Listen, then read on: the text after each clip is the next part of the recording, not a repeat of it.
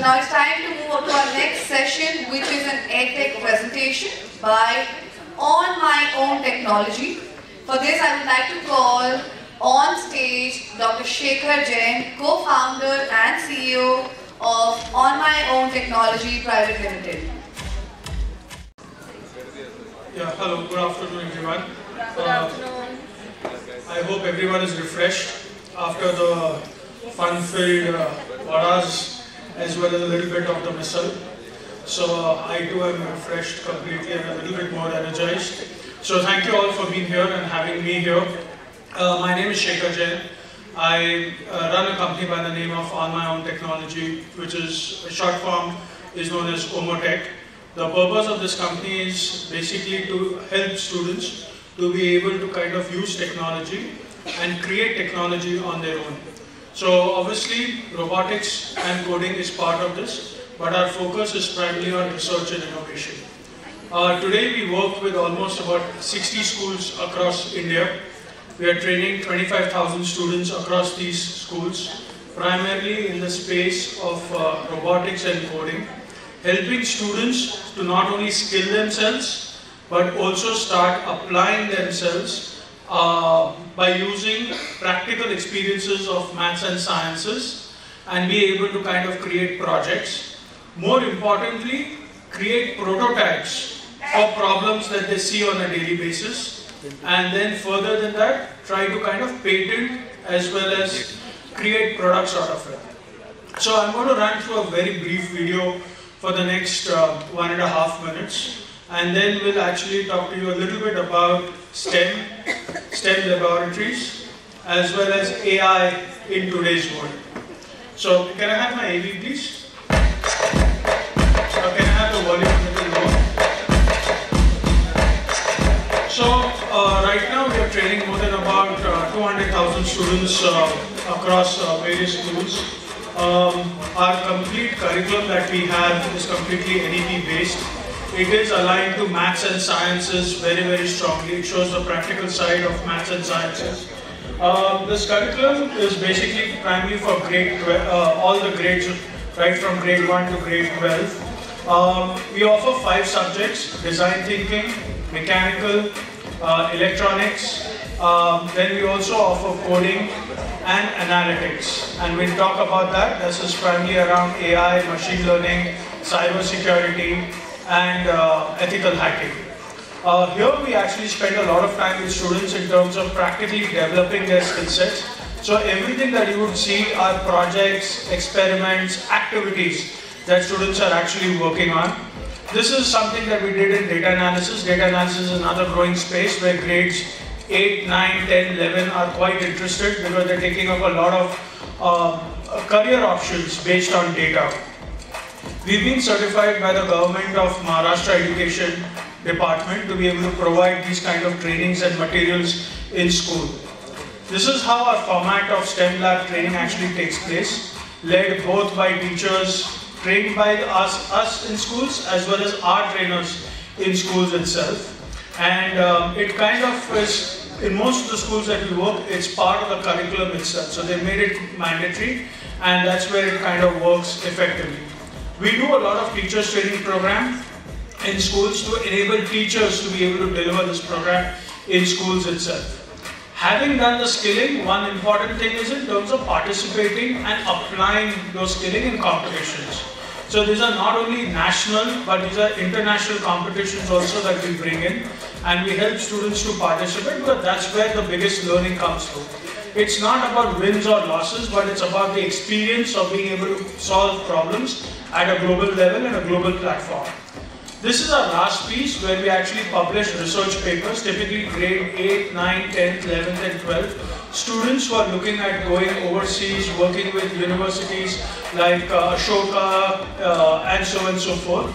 There we actually develop the STEM thinking for a particular child, and this is where students are actually sitting down and doing prototyping, creating small products that they can potentially commercialize. Till date, we've done about 5 patents with students who are now on the brink of commercialization itself. Having done this expensive work, I think one thing that's very important, if you can have my presentation please, is that These are the 5 tech subjects that we introduced. I'll just repeat it once more. Design thinking, very, very important. Helping students to basically understand how do you think about solving a particular problem.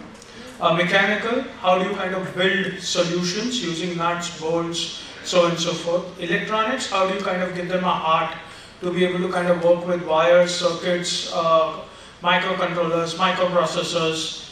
Coding, we all understand coding. We offer almost about 15 different languages in coding. And analytics, I call this analytics as part of AI and ML primarily, because that's where it's more application oriented, it's not skill oriented.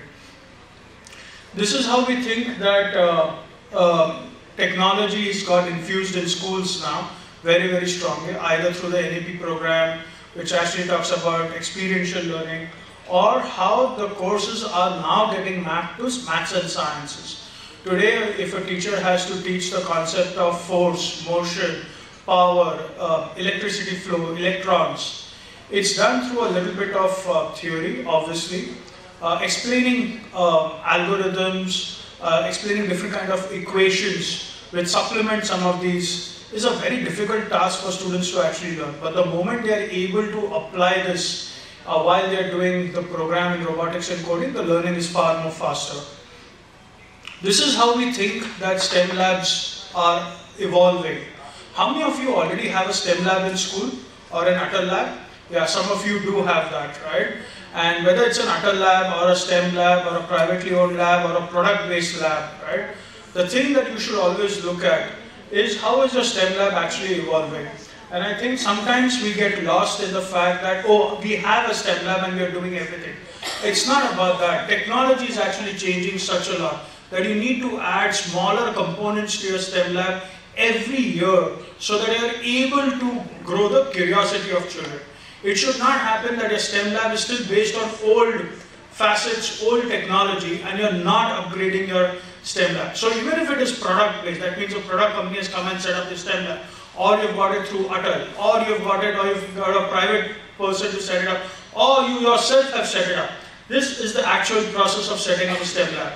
So the basic one is about providing more of electronics and coding to students. The second one, the second tier as I call it, is more about adding the design thinking element. A lot of us in our schools are not doing the design thinking element to it.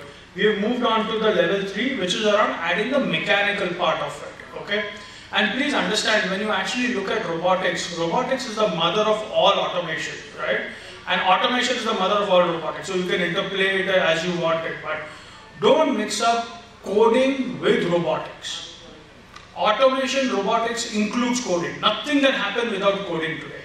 But there's no robot that can be built without adding mechanical and electronics to it, right? And coding comes as a part of it. So therefore, robotics, automation is the term that we all as educators should be using, and just not stick to only coding, because if you have coders only in life, the world of tomorrow is not going to be about coders, it is about how do you interface with your environment. So when I talk about metaverse, when you hear things about AI, when you hear things about ML, it is just not coding, it is interfacing with the external thing. How many of you have got smart gadgets on your wrist? Some of you do have that, right? You get your heartbeat on that, you get your ECG, you get your pulse, you know when you fall down, you're going to run, how many steps have you taken in a certain day, so on and so forth. It's all on your mobile phone also, right? That is hardware. Someone has coded that thought process on the hardware for you to be able to see it. And that's going to be the world of tomorrow. Wearables is going to be a huge space. It's not just coding, it is with hardware, okay? So adding mechanics to it is your third level of STEM lab. And the last and the most important one over there is as you evolve. It's about adding research and innovation, which is you actually create prototyping tools that are there in your lab for students to actually sit and do prototyping. They're actually sitting and doing wood cutting, they're doing laser cutting, they're using a DPDT switch, they're using multiple things to be able to create a product.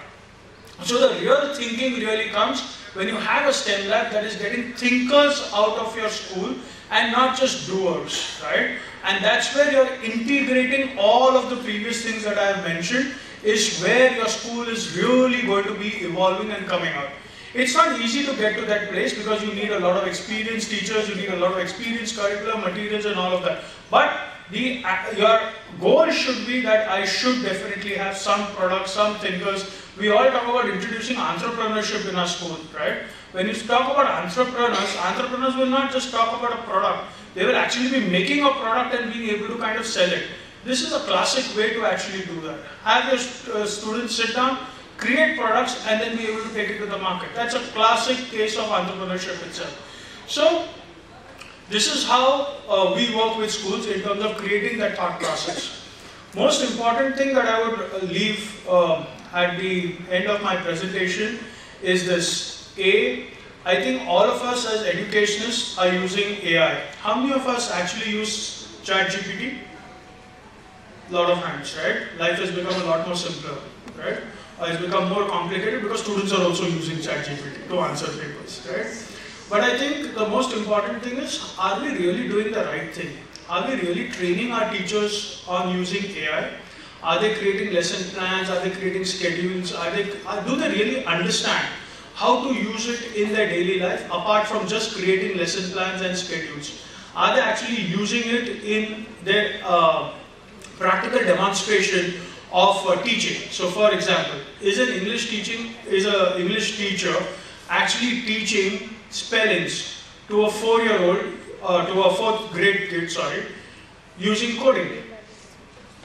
So the child, if the teacher is able to create different words and ask the child to click the right word with the right spelling, while there's a multiple, it's a game, it's a gamification process, right? And the teacher can actually create it very easily.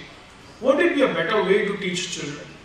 Won't it be a better way to integrate coding as part of mainstream rather than keep it as a separate line item itself? So the way that we think, or I think that the world is going to go towards is, robotics and coding is not going to be a standalone subject. It is going to be part of the curriculum. It is going to be ingrained within the subjects that you are teaching. It's going to be a method of delivery. And for that, the most important thing is, how do you actually get your teachers to get trained on this? While those who had STEM labs talked about how the STEM labs are being used, you know that. But are your teachers really trained to use the STEM lab?